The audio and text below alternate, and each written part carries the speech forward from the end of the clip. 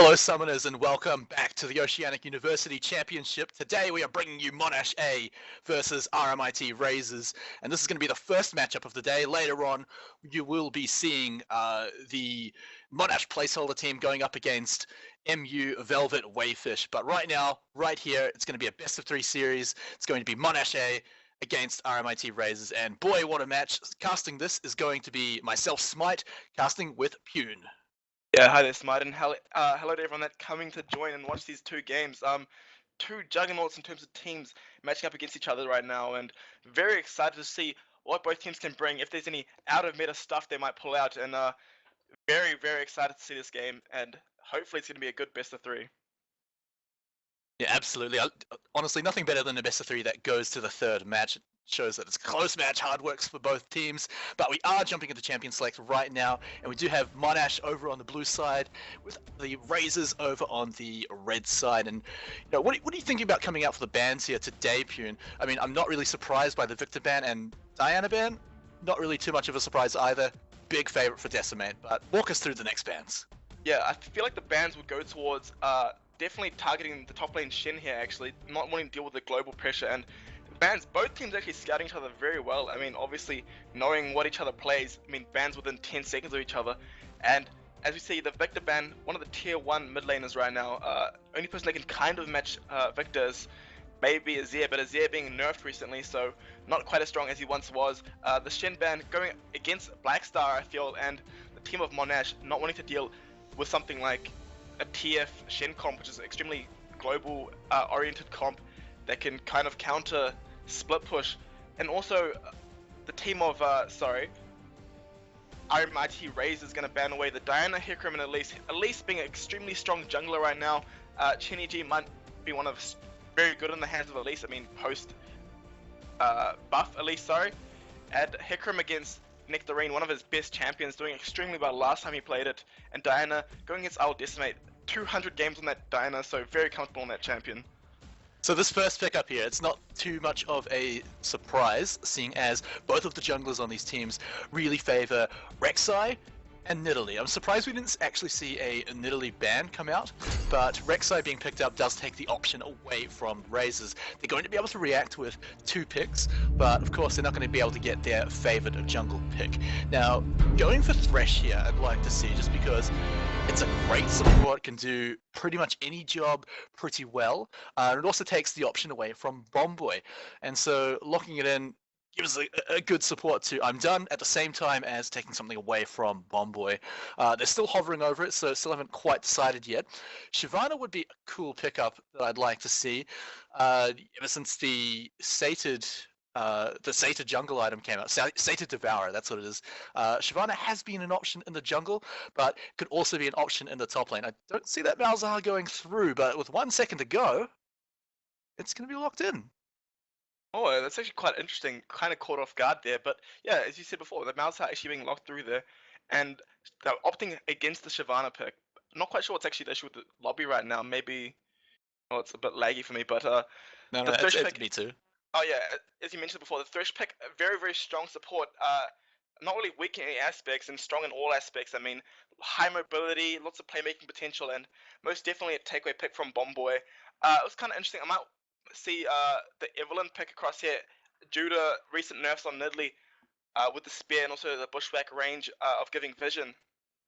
But yeah, since the jungler of Monash A here has been picked away in the first pick, there's no rush for the team of Razors to kind of pick a jungler, since there's no contention for maybe the Nidalee or the Evelyn pick, which I will assume is going to be picked away here. But Malzahar, kind of a weird champion. What are your thoughts on this champion, Smite? So I'm trying to work out the Malzahar pick here, and I've had a bit of a think. What I'm expecting is Decimate. They're going to bring out the Azir, and the Razors, they're probably expecting this. They had the option of either taking it away or playing something that can maybe handle it. And I think Godhand, not too confident on that Azir, so going to go for Malzahar instead. We're just having a bit of issues with the lobby, but we can still go through what we've seen so far. So with the Malzahar, right, if you can't play Azir, then Malzahar's an option as sort of a pushing champion who can deal with that harass style that Azir can bring out in the early game. You know, he's got his little sand soldiers, he can harass you. But if you're Malzahar, you're just shoving down the lane so hard that Azir may not even have the chance to get near the backline of the minions to get to you and start harassing you down. It does leave him very vulnerable to things like assassins, especially from the jungle, but we'll have to see how that does play out. So Most definitely, yeah. that's going to be my thoughts on it, but honestly, I think we're not going to be able to tell until at least the pick and ban phase is over. Yeah, quite an interesting pick, as you just mentioned. Azir pickup, if they were to go for it, it's going to be quite a push-heavy matchup. Both very long mages there. I mean, Azir just going to put the that poison thing, or that space aids, whatever he has, Malefic on those Visions. minion waves. They're going to push it in, and yeah, Malefic Vision. Sorry, going to push in the wave, and Azir's going to try to do the same thing. So both mid laners kind of nullifying each other. But if I would estimate, he might actually pick up an assassin here in the mid lane, maybe Yasuo. Diana actually being banned away, one of his other good assassins that work well against the Malzahar pick. But yeah, maybe even a Zed here. Zed being nerfed recently, actually. But probably gonna see the same bans come through here. But as I was mentioning before, yeah, Zed being nerfed, maybe a Talon pick, maybe a Yasuo pick. If the team of Monash can actually form a team around maybe a Braum pickup or something of that, liking, that can, maybe Alistair was left open. If they can do a knock-up comp, Yasuo does a really good job against Azir. Sorry, not Azir, Malzahar. Oh, he does a good job against Azir too. But in any case, we're going to see the exact same picks come out, and the Malzahar, whilst it's some kind of graphical glitch, it is coming through. So I'm excited to see an underpicked champion like Malzahar come out in today's matchup. It's a bold move in such an important match, because if you guys aren't aware, this is the last life for these teams. You know, if they lose this best of 3 series, then they're out, and the other team gets to move forward towards the grand prize of playing off in the finals against the team from the other group of regions that will be playing off today at some point, and they'll be able to get flown to Sydney and play at the Riot office for the university finals. But that's a little bit in the future. Let's talk about the game right now. So what I'd like to see come out from Chenny G, yeah, or at least as a jungle pick, which has already been picked up, but the Rek'Sai, sorry, I'll talk about that. Rek'Sai is a champion that has great early game skirmishing, but is definitely not weak in any sense at ganking enemy champions. Has a great knock-up if he can get into range, a great gap closer, and those are all the tools you need against a Malzahar if you ever want to put pressure on him. You've just got to make sure you get in there before he shoves the lane too far back, and then your mid laner can't come in and help you out. But as expected, Decimate does pick up the Azir. Yeah, Decimate is picking up the Azir, so very, very good read there by the side of Razors, knowing that Decimate's going to go back onto that comfort champion in the terms of the Azir pick. And also a Sivir pick being picked up, which is kind of, it shows the kind of composition that Monash kind of wants to run, which is kind of a Stampede-ish comp. Or you can even use the Sivers on the hunt as a disengage tool, so the rest of the team comp will kind of tell. Sivir being one of the tier 1 ADCs currently, very highly favored in both, the recent OPL, with Radiant picking up a couple of times, and also in Korea, China. Very strong. Not really a playmaking ADC, more of a support-ish type ADC, but does a very good job in that. And also we see the Orianna going to be picked up and maybe coupled with the Caitlyn. So an extremely strong combination there. But is that a Malzahar jungle or support? I'm not quite sure what they're actually going to do with that. Maybe a top lane Malzahar? I'm not quite sure. But a very interesting team comp here on the side of Razors, and maybe trying to get a feel for the enemy team here. So we'll see what they pick up in the second part of the pick and ban phase. Oh, sorry, the third part. But yeah, kind of a feel that Monash will be quite confused at this point in time, Smite. Yeah, I've got to agree. I mean, if it's confusing us, it's probably confusing for them too. But honestly, yeah, no, like I said, we weren't going to know until the pick and ban phase was over. There's, I don't know, maybe a top lane Thresh with a support Orianna, but honestly, I think they're really just playing to the crowd right now. There's something kind of impressive about a jungle Malzahar. I mean, yeah, Runeglaive came out, which made a few AP junglers a little bit more viable, but Malzahar's not a champion that uses the Sheen effect very well. So it's got to be some kind of unique strategy.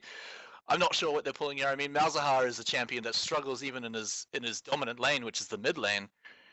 how he's going to fare in the jungle against Rek'Sai of all champions, who's got a good strength at spotting out the enemy jungler coming in for a skirmish. Malzahar definitely not going to be able to fight off a Rek'Sai. So it's going to be a real weakness in the early game, but we'll have to see how it plays out. Meanwhile, though, the last few picks have come out for Monash Team A with a nice, beefy finish off with Maokai and Alistair. And yes, beefy was totally intended there. It wasn't, I'm lying, but it came out well. And once again, a little bit of an issue with the champion select once again. Real briefly, sorry to the stream. One of our casters who's actually doing the stream couldn't get into the lobby, so that whole pick and ban phase wasn't on stream. Apologies there. Crisis wasn't in the spectator slot, so we'll try to fix that really fast. But you guys will see the pick and bans this time around, hopefully. We're just going to get everyone back into the lobby. But yeah, very interesting pick there on the Malzahar. Snoopy actually ran it Season 3, and the ult guarantees, you know, a 3-second stun. Oh, sorry. 3-second press there. So you can't cleanse it or anything like that. And solo laners, maybe the duo bot lane, can just pile on lots of damage with that. So we'll see how well he can use this Malzahar jungle and to what effect. I mean, it has some interesting strengths, like you just mentioned, but a lot of those strengths are just going to be nullified if Chenny just gets right into the enemy jungle, starts bullying Malzahar from the start, and not letting him get any kind of effect on the game whatsoever. If you can't get to level 6, those ganks aren't going to mean anything. I mean, yes, Malzahar can have strong ganks at level 6. That ultimate's very, very good. It's a ranged Warwick ult, essentially. But I'm just expecting that Chenny G is just going to get right in there, going to bully him completely out of the jungle, and this has got to be something that the Razors need to prepare for. It's going to happen. They're going to, if there's going to be any windows of opportunity, Chenny G is getting in there. So the Razors really need to be on the ball. They need to get straight in there as soon as the game starts, get that vision down, and make sure no shenanigans go on in their jungle. Yeah, but I can't help but feel sorry that Chenny G, being a very high elo player, knowing that jungle, being very comfortable in that jungle role as well, on the Rek'Sai is just going to push Nightblake around on that Malzahar jungle. I mean, Rek'Sai very, very high skirmishing potential, and she can just walk into his jungle, I feel, if the solo lanes don't push in and just punish the Malzahar on Nightblake. So we'll see how Nightblake can maybe try work around that and not get punished for picking something that has such a weak early game. Malzahar can have not really that much damage. I mean, he has his little Voidlings, but apart from that, not much that he can do to kind of counteract a Rek'Sai invade if Chenny G decided to just walk in and have a feel and see what's happening in there, because it's going to be very easy for Chenny G, if he chose to, just kill Nightblake outright if he gets caught out on that Malzahar. So we'll see what happens. So, I mean, there's been a lot of talk about these jungle matchups, and that's kind of unsurprising just because it's a Malzahar jungle. There's a lot to talk about there.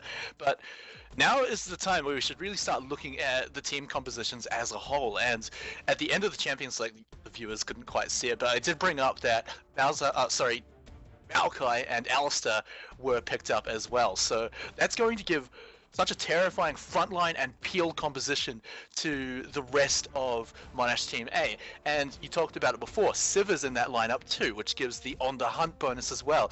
You couple that with Alistair and Maokai, and then you've got the potential to pick off any immobile champions on the enemy team. And then you look at Razors, they've got Malzahar, they've got Orianna, they've even got Caitlyn, all champions that if you can get to, you can lock them down for a very long time, and they can't do much past that. So I feel like the engaged composition that they've got going on there is going to be absolutely excellent for Monash A up against the composition of Razors. But what do you think they're going for there, the Razors?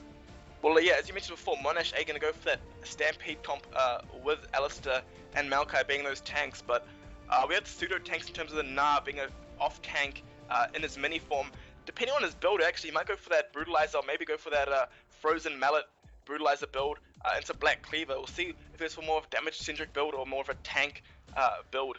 But usually you want to see a tankier jungler such as Greg or something in the jungle position, because Thresh not really a tank and Na only a tank 50% of the time. So if the side of Razors gets caught out, it's going to be extremely hard for them to try to kite and win these fights. But with the Orianna Command Protect, it's going to kind of buff up the front line of the side of Razors.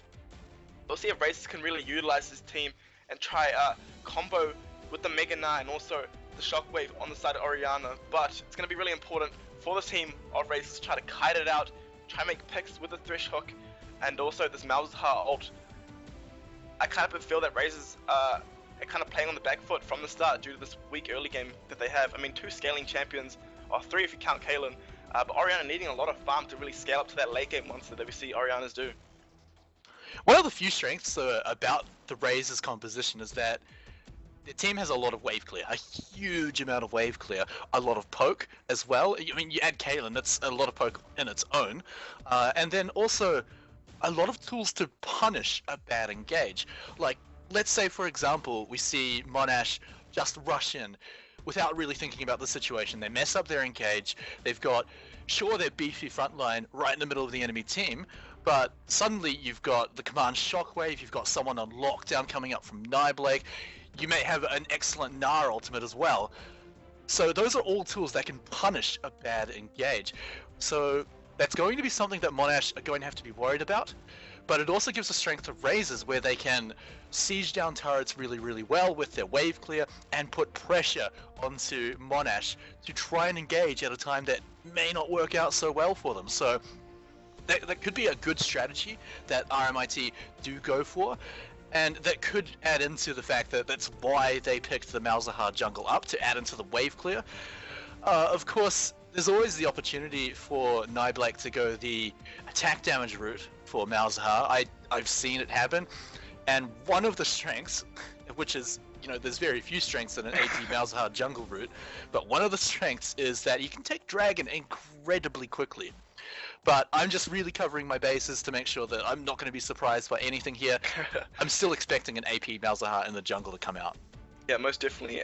And surprisingly, we might see a lane swap as well on the side of Monash, because Sivir Alistar against something like a Caitlyn Thresh, although Sivir does kind of counter Caitlyn in terms of the being able to spell shield either the traps or the Peacemaker, Caitlyn's just raw range advantage on this auto attack, between 630 to something like 560 is just going to hurt Sivir so much, and Thresh, a very big lane bully, can potentially flay away the combo of Bomboy on that Alistar. So if Sivir and Bomboy on the Alistar want to make get through the lane phase in the early stages, they might lane swap away and get Bomboy to roam towards that mid lane, or maybe help Chinny G and roam with him and try to make those counter jungle plays happen. So it'll be very interesting to see this first opening minutes of the game, because if they can get the lane swap across, then they can really punish Nibelake on this jungle Malzahar.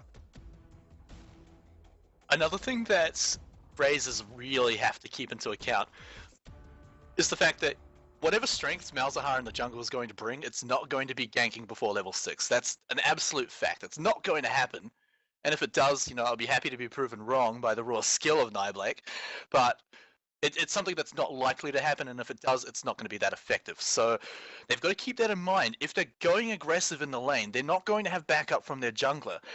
And Rek'Sai, like I said before, a jungler who's very great at skirmishing, going for ganks even before level 6.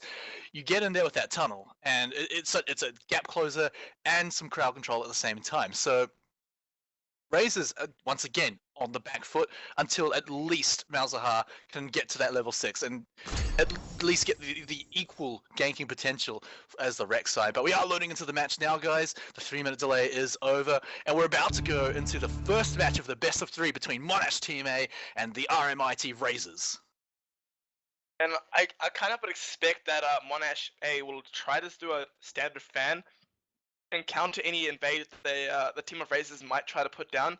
But if Razors kind of walk into a bush unwatered, then Alistar on Bomboy can just punish them extremely hard, especially since they have a really strong level 1 comp with that Maokai. I mean, if he starts saplings, that's a different story, but if he starts that smash, he can knock out 5 people potentially for a long time. So we'll see what they do in this starting minute or so to try counteract the invade of the side of Monash. Of Razors. Yeah, unfortunately, it's the other way around here. As you can see, a big group of Monash moving in on Niblake's territory. Does drop down to the defensive ward, doesn't quite get taken out by Allard there. But, you know, good reactions coming out from Razors here. They've seen most of Monash moving into that side of the jungle, so they've sent a few members down to the bottom side of the jungle to get those deep wards down, to get that ward down to have a check for any kind of lane swaps, because, like you mentioned before, the raw range of a Caitlyn can really pressure out a Sivir Alistar composition. So getting that ward down there makes sure that they can get the 2v2 lane that they want, and Monash will be playing on the back foot there. They'll be playing into the lanes that the Razors are going to want. So we'll see how it turns out, but no early game shenanigans at all. That's unfortunate. I love level 1 team fights. Yeah, both teams just actually laying down those lane swap boards as you mentioned before, but one thing we have to mention is that both supports on both teams have extremely high laning, roaming potential and helping other lanes. I mean, you've seen Alistar come to mid lane level 3, you know, hit by Pulverize, give you a potential kill across to that Azir. But if Alistar has free roam to just walk into the jungle, he can potentially kill Malzahar in his jungle pass. So it'll be interesting to see what Monash can do to try punish this Malzahar jungle. But Razors smartly picking strong laners so that ganks shouldn't be needed that early in the game and let Nightblake on this Malzahar just farm away. Standard camps being taken away right now, and both bot lanes, just the bot lane of Monash here taking away the Gromp, and the team of Razors actually might push in and try to get an early turret. Yeah, and Razors might get the freeze down in the lane, but they're trying to go for it now, rather than going for a push on the tower, trying to get an early advantage in the tower gold. However, the lane is pushing against them, so they did manage to get a semi-freeze, so it's going to be a bit of a problem for when Cute Nectarine does arrive. He's going for the double jungle, along with Chenny G, to get a little bit of experience that he's not quite able to get. And now, as you can see, I'm done. He's using that fresh roaming potential to move in, help out Nightblake in the jungle, because Caitlyn, Toxic's going to be absolutely fine down in that lane by himself. Maokai hasn't even arrived. Yeah, most definitely. Both junglers understanding that they have their strong sides towards the bot, where their bot lane Joe is. And yeah, as you said, both supports going to help out their junglers there. But we actually might see a 4-man dive here in the top lane if they push this in properly.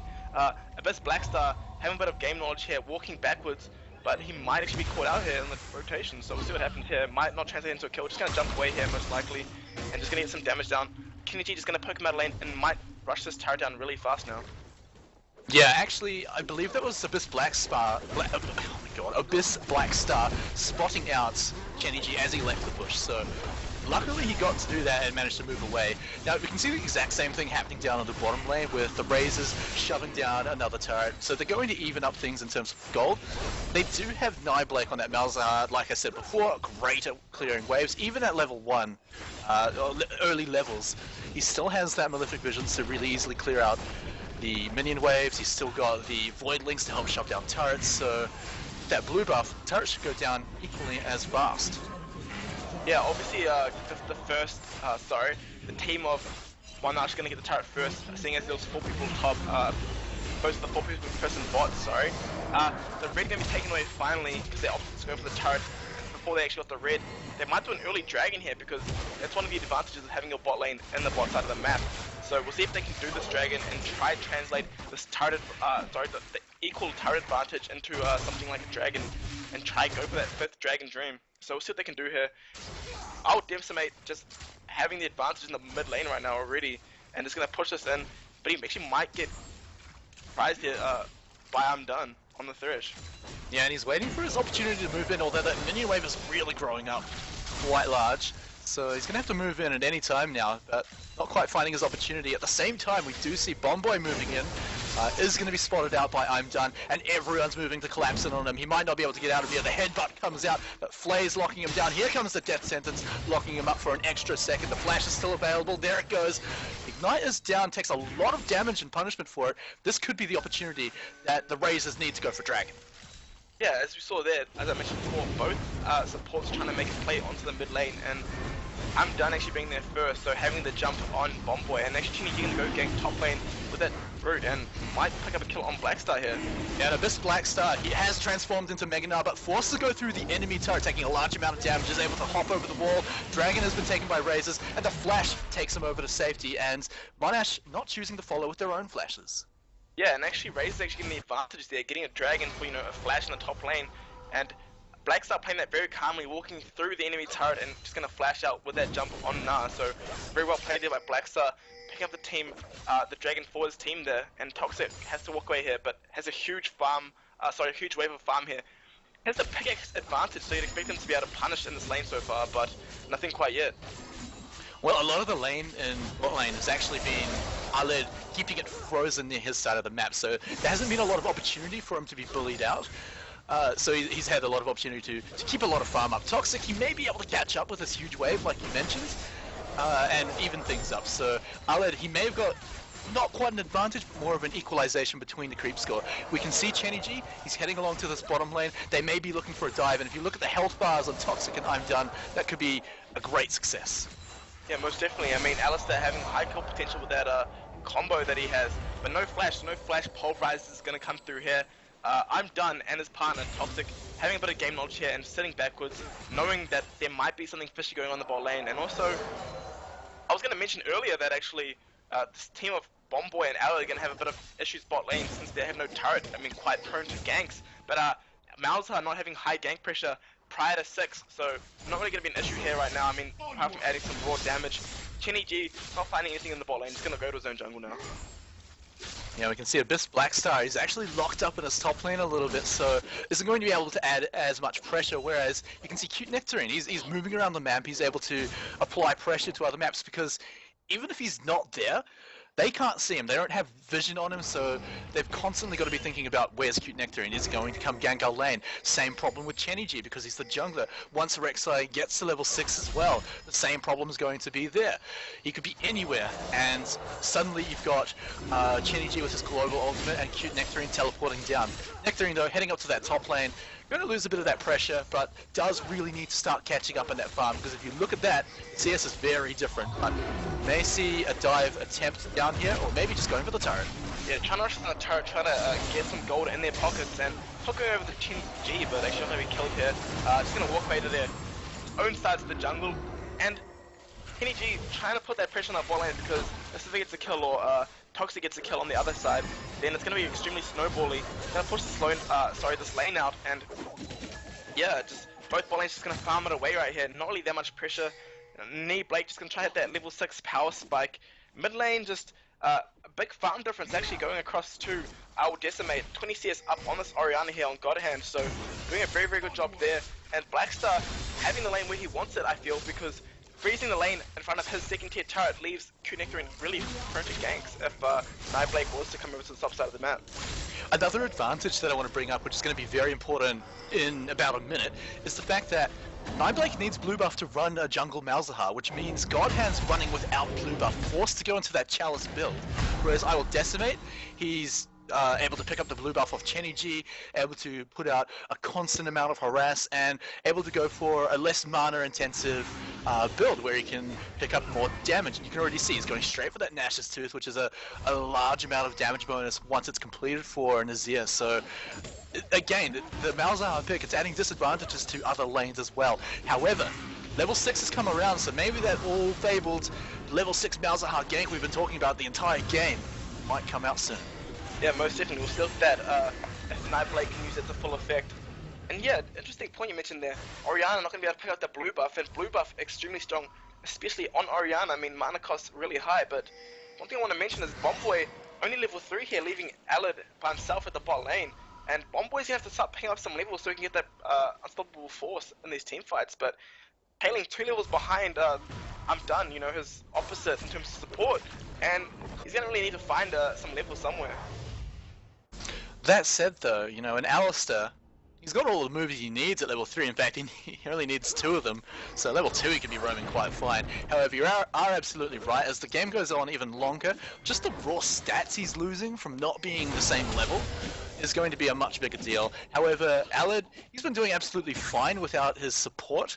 So the fact that the roaming potential's coming up from Bomboy, it's been good, but we haven't seen anything come out of it. Razors have been playing all too safely. However, we might see that change as Oddhand without a blue buff is going to be able to wave clear as much. But as I say that, look at that, they're already onto the mid lane turret.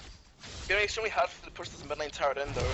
I mean, they've been able to farm and clear waves from so far back, and Alad might just pick up the bot lane turret and get this wave pushed into the turret. And if they do, they're losing a lot of waves in there. I mean, there's 3 waves of XP right in that one wave there, and might get denied, but Blake realizing that and gonna walk over and try pick it up if he can. Getting some damage down onto Alad, but Alad not too fast. He's gonna keep pushing this wave in. I mean, he has Chinny boys on that Rek'Sai, and also Bomboy there to kind of help out. Oh, the good play there, but the chilling spike comes out. I'm done, slowed down a little bit. Walking to the wall to have the flash safety, but misses the death sentence. Maybe looking for a kill there, but not going to quite get it. But the Pulverize comes in, and Nightblade forced to flash out, but the damage from the Malefic Visions forcing him back out of the fight. That low level really showing off now. I will Decimate getting incredibly aggressive, and there comes the Nether Grasp as the first blood comes out onto Azir, and a great shockwave catching Bomboy out. Double kill over to Caitlyn, and this is looking excellent for the Razors here as they've got 3 kills to nothing, and the Dragon just sitting there waiting to be taken. Chenny G is going to get out. Yeah, I mean, overzealous there by I will Decimate. I mean, might have been looking for that Remyhre shuffle because he still had his ult up, but I think he ran out of mana there on the back end of that, so very unfortunate, but fortunate for the side of Razors. Picking up 3 kills and their second Dragon. I mean, you know, everything going the way they want for really, I feel, for the side of Razor, and the Malzahar pick doing some damage there, and as we saw before, might be a smart pickup. And that's going to be a small example of what I was talking about during Champion Select. Razors have a team that punishes bad engages. While they were the ones to initiate that team fight, we saw Monash try and re-engage it, try and get in there with Alistair and Maokai going in, and even I will Decimate trying to get in there too, and you could see it was punished immediately. Nether Grasp came out, there was a shockwave shortly after, and everything just fell apart for Monash Team A, and it looks like Razors off to a really good start. Yeah, most definitely. I mean, you don't want to have 2 kills on the Caitlyn. I mean, that late game hyper carry that we see, and it's going to be hard because I don't really see the team of Monash being able to get onto this Caitlyn, because Caitlyn is an extremely long ranged ADC, and with the fresh box there, going to be able to peel quite easily. And if they can't get onto this Caitlyn and she's quite fed, it's going to be very hard to kind of win these fights without being able to kill the ADC of the enemy team. So we'll see what they can do. I'll Decimate and Q-Nectarine going to clear up, try to take this mid lane turret down and get some advantages back, and surprisingly only 300 gold down, which is more less than I expected, assuming they are, seeing as they lost 3 kills there in the last exchange. So the farm probably on I'll Decimate helping out in that gold differential.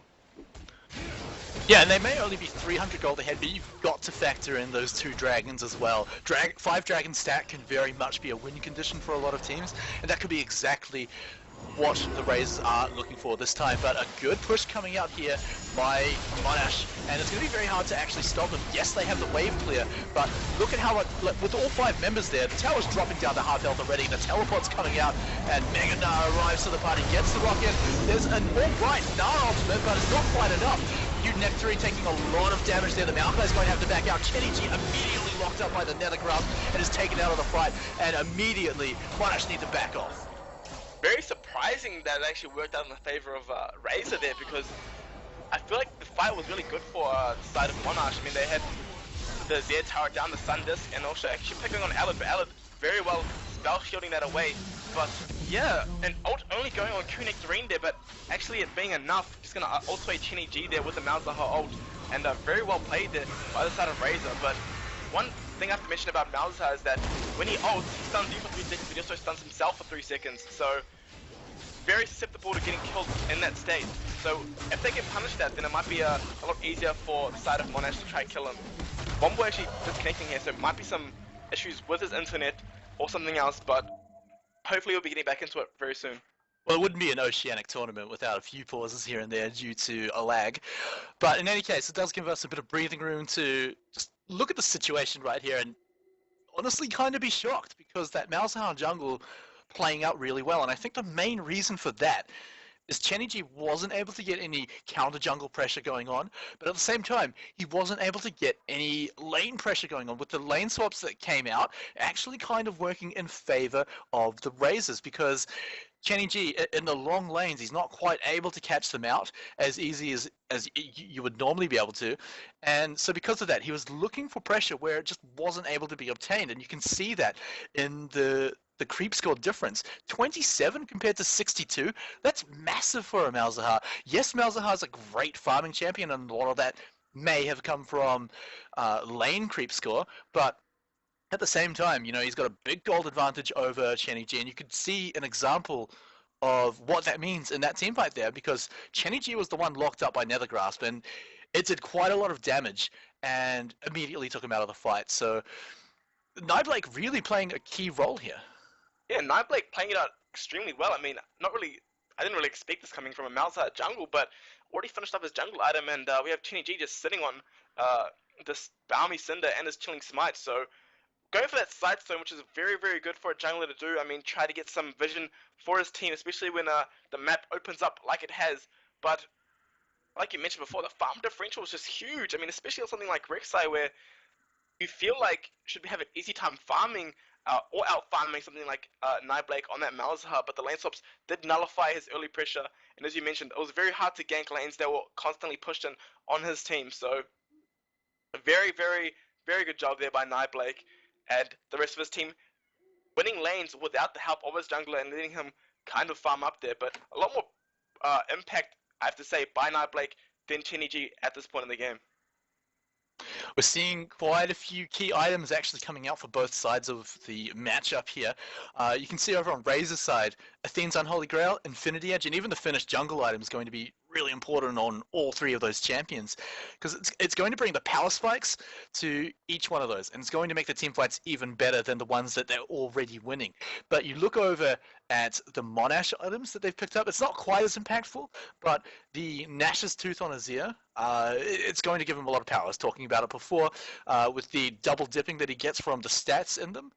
And at the same time, Cute Nectarine, he's got his Righteous Glory, which is going to give them a little bit more engaging power. But as we've seen so far, Razors have been dealing with the engages absolutely fine. Every time, it's the same story.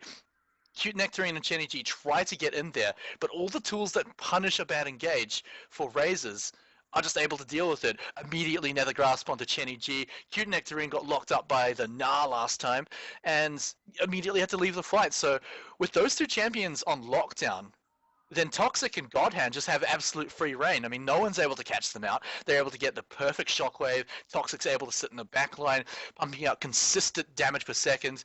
And it's really hard for Monash to deal with right now. And I feel like Bomboy is actually going to have to start getting off the peeling roll and trying to go for an engage as well. And you may be able to do that with the Righteous Glory on the field now.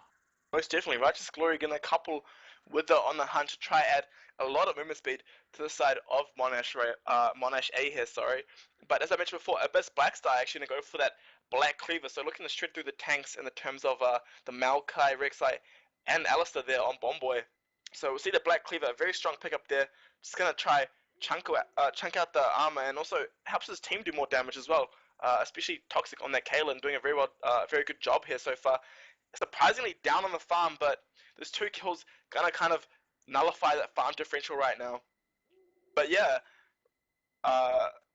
Monash's strength is actually being countered here, which is quite interesting. I mean, the engages, they haven't really been finding the right targets, and if they get engaged on, then it's very hard for them to try force and dictate a team fight. But right now, it feels like, reconnect is coming through here for Bomboy here, so very, very good here. Going to get back to the game quite soon.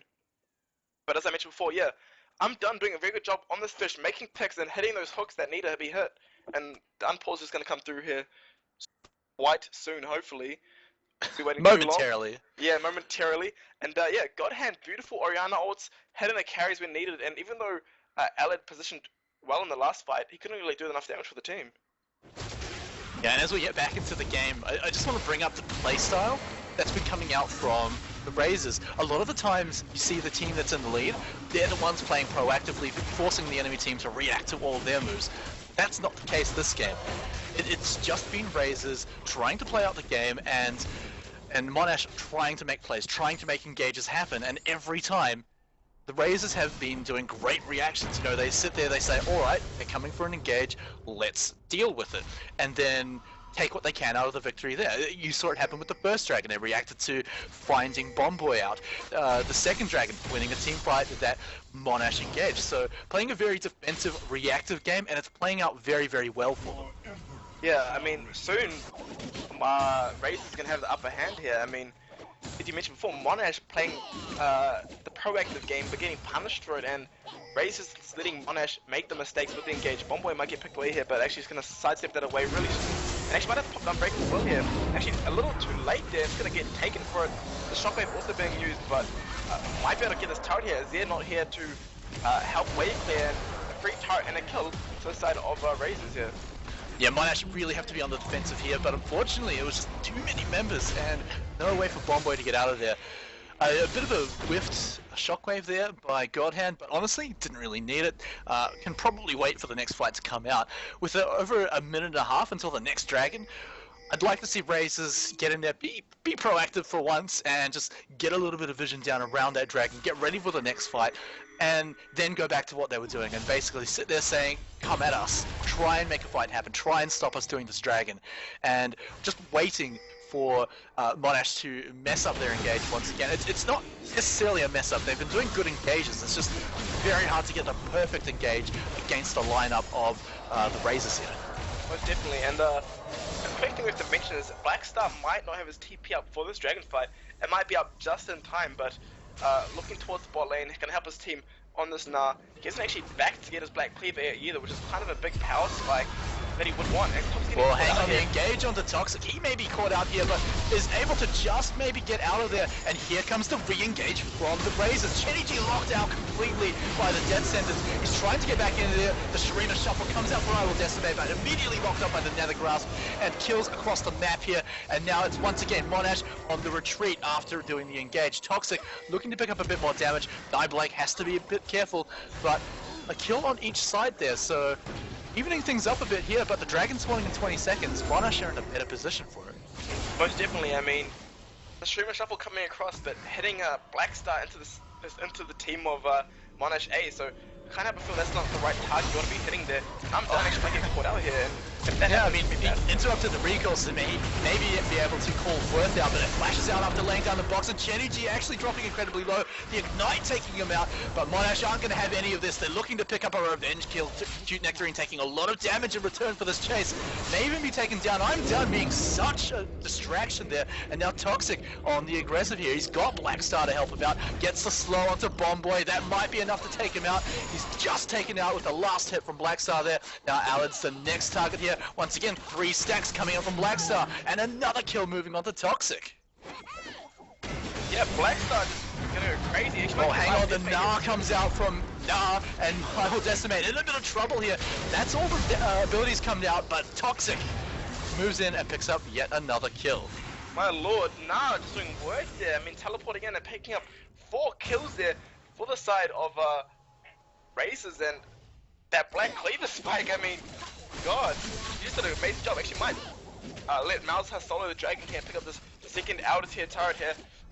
Second tier turret here on the bot lane, which won't really open the map up. We'll give them a really big gold advantage to add, already building 6k gold advantage. Going to pick up the 3rd dragon here. Going to do a really good job for them. I mean, going to be able to pick up this 5th dragon by the 30-ish minute mark. It's going to be a really big power spike if they can get that. I mean, definitely a win condition they're looking for. And Malzahar, he's itemizing into that Haunting guys, maybe going to get the Leandri's Tournament, just going to add to that burn that he has, and a very good job by the side of Razor. Yeah, I really like the burn pickups for Nightblake. Getting that Leandri's Torment is going to give him a lot of power in the punishing engages coming out from Monash, just because he's going to have to be going on the front line, there's no doubt about that, and the tank shredding potential from Leandri's is going to be exactly what he needs, and because they'll be locked up by his Nether Grasp, he gets the double bonus. Oh, hang on, Toxic, getting in trouble there. The tower comes out from I Will Decimate, and not quite able to catch him out though. Luckily, nothing too huge burn for either side, but it's going to be Razors in a bit of trouble here as a siege is coming down on them. Most definitely, but history tells us anything, Razors kind of welcome these sieges. They make picks off it, but getting poked down really hard by Decimate, using that Remyhre shuffle, or not Remyhre shuffle, sorry, Azir, the champion itself, to a great extent, getting them all down to half health. Blackstar and Toxic quite low. And if they can wait this Mega Knight out, they can potentially get this turret here. I mean, side of Monash all being high health members and in a very good spot right now. And have a look at the turret's HP as well. Just 1 minion wave. If it's there for about a second, that's all the time that Monash need to get it down. But look at the wave clear. Look at the minions just get absolutely destroyed by all the members of Razors there. They're about to lose their Azir turret as well, so they're going to lose their positional advantage. And really, it's just once again, Razors on the defensive, playing it out very, very well. You can't siege against a team that's got a Malzahar and a Caitlyn. It's just not going to happen. You add Orianna into that too. Nightblade taking a little bit of damage there, but once again, you know, Razors holding down the fort.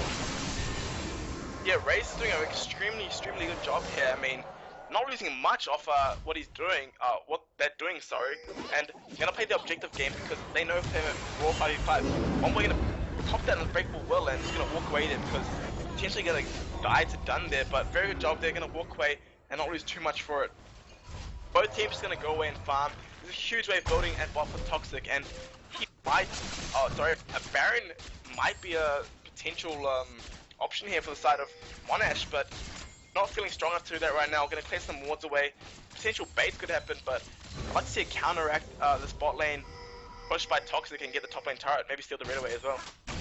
One of the key things that Monash needs to do right now is force the Razors to go on the offensive, force them to be the proactive team, because it's not quite working out for Monash. If they were to go and do the Baron, especially when they see that Toxic is all the way in the bottom lane, they'd force... oh no, the Shockwave comes out and catches out Bomboy and Chenergy, not the ones you want, but immediately Godhand flashes out of the Remyhre shuffle, but I Will Decimate's taken out by the Nether Grasp too, and still double kill coming out, and now it's once again Monash on the retreat after trying out for an engage. Bomboy dropping incredibly low, Alad on his last breath there as he gets taken out, and once again Razors take out another team fight, and with only Chenergy alive, not for much longer I'm guessing, as he gets taken out, this should be a free Baron going over to Razors.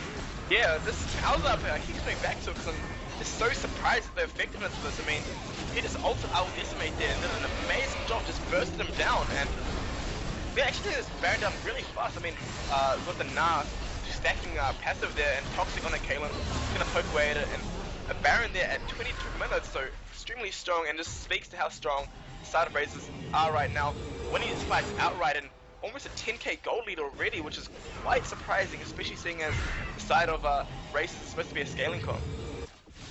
Yeah, and that time it was actually, I believe, Godhand initiating that fight, taking the Shockwave to the enemy team. So yes, it was Razors being forced onto the offensive, but they were near their turret, they got a good Shockwave, and then after that it was only Godhand to die, which isn't a big deal. If he's already got a Shockwave off, that's like 90% of what he needs to do in a team fight. It's already done. Not a big deal if he dies. Whereas for that, you know, they took out a 5-for-1, so including Baron. Dragon spawning up in a minute and a half. This is exactly where Razors can just solidify their lead. They can pick up that 4th dragon. All they need to do is ward the heck out of it. Oh no, Q Nectarine locked up by the death sentence. He's tanky, but is he tanky enough? The Mega Gnar comes out, and he's still alive somehow, but it's not quite enough. I Will Decimate got a lot of damage to the backline, but took a lot in return and was forced to retreat. Yeah, most definitely, and as you mentioned, the 4th dragon, not only that they're good in terms of the stats skills, I mean 50% to increase damage to monsters and minions, but it is the gateway to the 5th dragon, which is extremely important, but not really needing it actually, just gonna up this turret down raw, and this Blackstar is gonna tank it up. You're gonna need this turret and maybe push into the inhibitor here if they feel lucky with this Baron buff minions. It's gonna be extremely hard for the side of Monash to try to engage. And oh, here comes Omni Hunt. They're going in for the engage. They've got the Azir turret up as more of a defensive measure, really, but nothing can come of it. The disengage coming out from the Razors is enough to get them out of there. 30 seconds until Dragon spawns. I'd like to see them recall and get ready. Most definitely. I mean, usually you'd want to recall and set up some missions prior to this. I mean, they may not make it back in time, and if they don't, it's going to be a potential win condition thrown out the window, because by the time it's that 5th dragon, it's going to be quite late game. But all of them having home guards, the only advantage that Monash will have here is going to have to be the scuttle control. And looking at the itemization, I will Decimate going for that Zhonya's as opposed to the Rylai's, which is quite interesting, seeing as Rylai's is kind of AoE slow, but feeling quite squishy and unsafe. So opting for that Zhonya's in case Shockwave comes through, or in case he gets Malzahar ulted. Just look at that.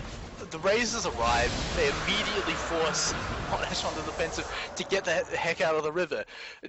Monash, they're at least respecting the power that Razors have been bringing to every single fight. They know they can't take the fight to them, but it's really showing how much power that Razors have got. I mean, look at the gold lead, it's 11,000. It's not very often you see a comeback from that far behind. And now that Razors, they don't need to be on the defensive anymore. The Baron has just run out, but without a tower to defend this inhibitor, they don't quite need it. They can just take it out, get out of there, and go get the free gold from the turrets in the other lane. Most definitely. I mean, gold lead is so large right now that they can't... Oh, hang on. Wow, Knifeblade absolutely taken out. Took the wrong path in the enemy jungle. Yeah, Knifeblade just feeling a bit too ambitious there and actually getting punished for it. They actually might get bomb hit. Being bursted like nothing there. I mean, usually Ellis is a tank there, but I mean, when you have 5 dead members on the side of... Wow, I'm done going straight in for the engage. Does he even get the blue buff? No, he didn't quite steal it, but the Shockwave just destroys Decimate, and Chenny G, that's not quite the way out as Toxic takes him out. Yeah, I mean, the game is so in the favor of Razors right now. I mean, 12k gold difference, 4 dragons. I mean, there's no arguing that Razors is in the driving seat right now, and it's really important that maybe the side of Monash just tries to discuss the next game and use these last minutes to try to discuss it, because unless the side of Razors kind of throw this game extremely hard, it's going to be extremely difficult for them to kind of claw back, especially seeing as the side of Razors have so many late game carries. I mean, the Kalen's going to push in here. Oh, I'm done getting locked up after trying to go for an engage. Is taken out of the fight. Cute Nectarine having to back out, and just transform, so he's now quite tanky, but Chenny G going straight for the engage on the God Hand. Flash is still available for him, and Chenny G not quite able to engage. The Dissonance doing quite a lot of damage, and Shockwave is only seconds away from being available.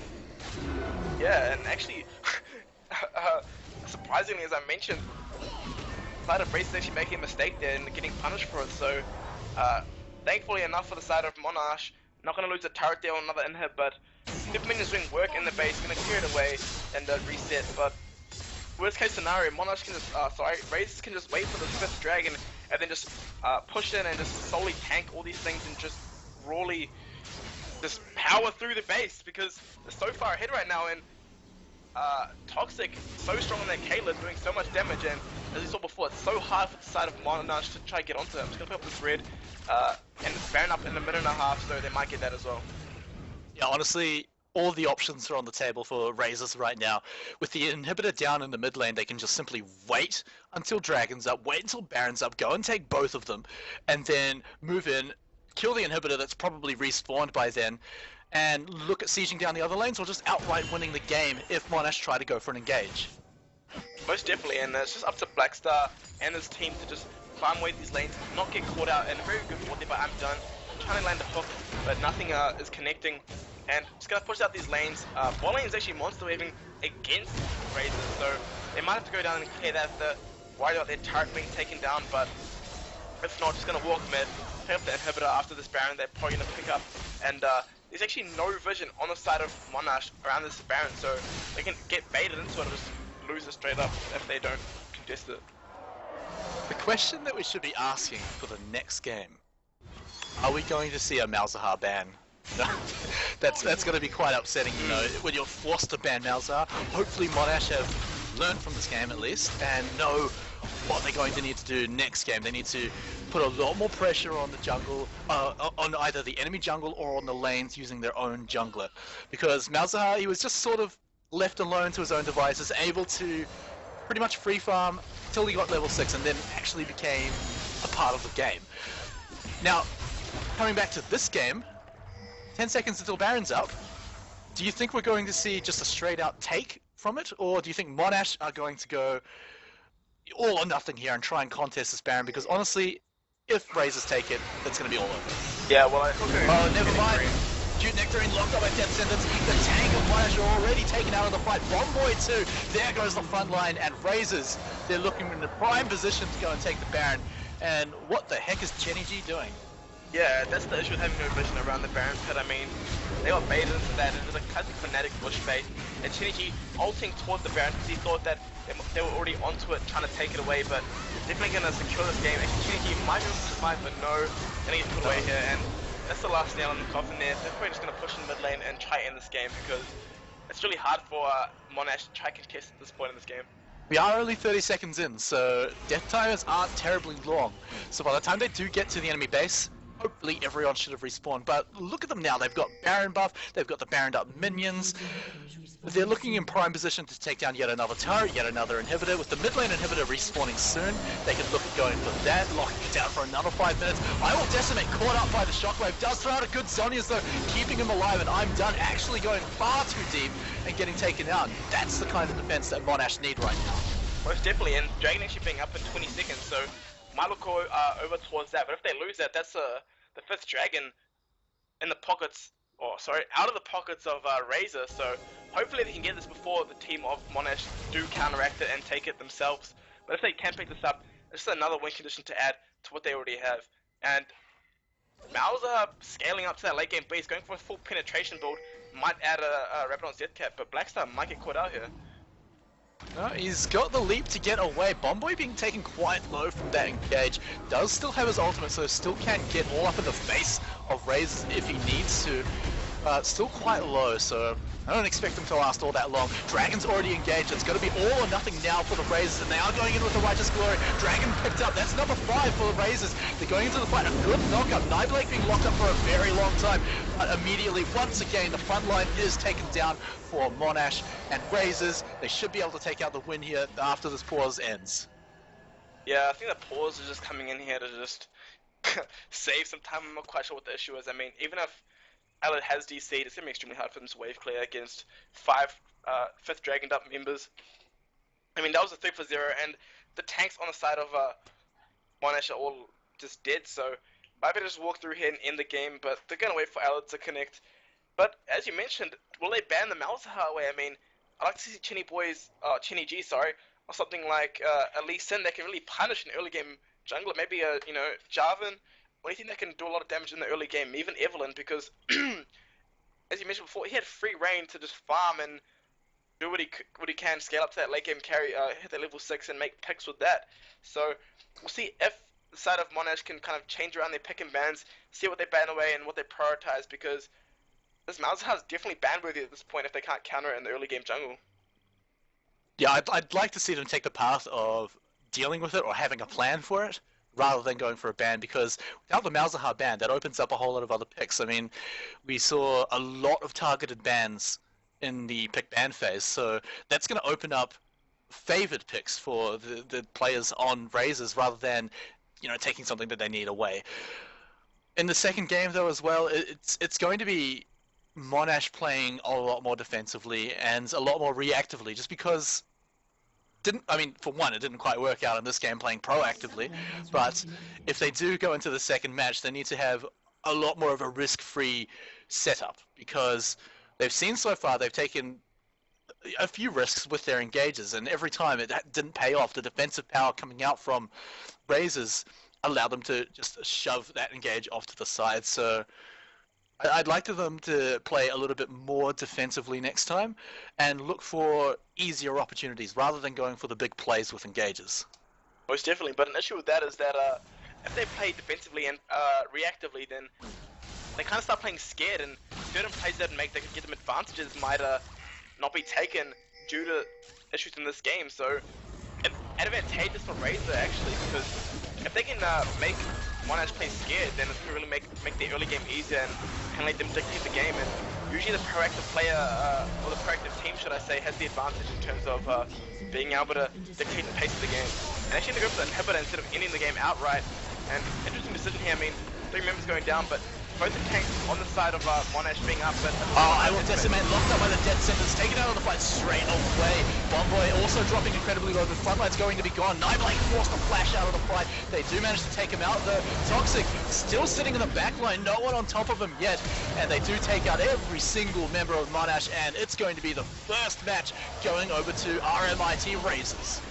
Yeah, an upset match there by RMIT Razors. outplaying them in the early to mid game there. And extremely well played there by all members of the team, and GG's going across, so very well played there by Razors. And we'll go into game 2 and see what they can do to kind of counteract the issues that had this game. So don't go anywhere, guys. We're simply just getting into the lobby with the next team, but we're going to go to a short break while we're doing that, and we'll be back with the second match of this best of 3 series as soon as we can.